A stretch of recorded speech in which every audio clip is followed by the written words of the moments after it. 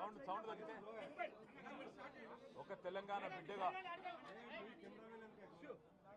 తెలంగాణ రాష్ట్రం కోసం పోరాటం చేసిన ఒక కార్యకర్తగా కేసీఆర్ గారి సైనికుడిగా స్వచ్ఛమైన మనసుతో నిర్మలమైన హృదయంతో స్పష్టంగా నేను గతంలో చెప్పింది మళ్ళీ చెప్తా ఉన్నా.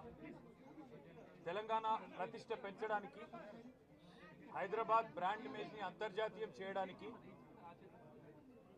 హైదరాబాద్ని ప్రపంచ పటంలో నిలపడానికి ఆనాడు రాష్ట్ర మంత్రిగా ఎన్నో ప్రయత్నాలు చేశాం. ఆ ప్రయత్నాలు చాలా మేరకు ఫలించి హైదరాబాద్ తెలంగాణ భారతదేశంలోనే ఒక ప్రధానమైన నగరంగా ప్రపంచ దృష్టిని ఆకర్షించే స్థాయికి తీసుకొచ్చే విధంగా పనిచేశాం. మేము 9.5-10 ఏళ్ల కాలంలో మా ప్రభుత్వం ఉన్నప్పుడు మా బావమరుదులకు 1137 కోట్ల కాంట్రాక్ట్లు చేయలేదు. మంత్రిగా నేను కౌన్సిల్లో కూర్చొని, కౌన్సిల్ ఆఫ్ మినిస్టర్స్లో, క్యాబినెట్లో కూర్చొని నా కొడుకు కంపెనీకి కాంట్రాక్ట్లు ఇచ్చుకోలేదు. లేదా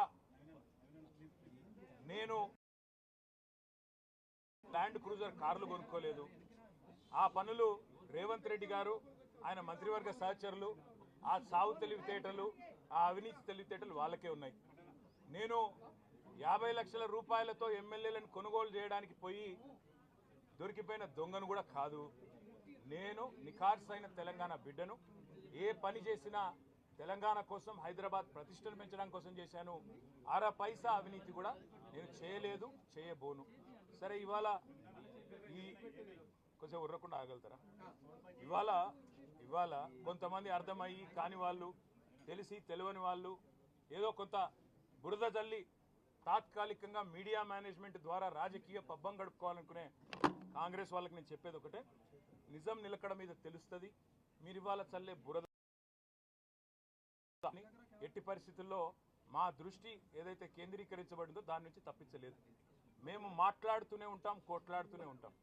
గత సంవత్సర కాలంగా విద్యుత్ ఛార్జీలు పెంచవద్దని కొట్లాడింది టీఆర్ఎస్. లగచర్లలో నువ్వు రైతులను జైల్లో పెడితే అడ్డుకున్నది టీఆర్ఎస్. నువ్వు హైడ్రా పేరిట ఇండ్లు కూలగొడితే అడ్డుకున్నది టీఆర్ఎస్.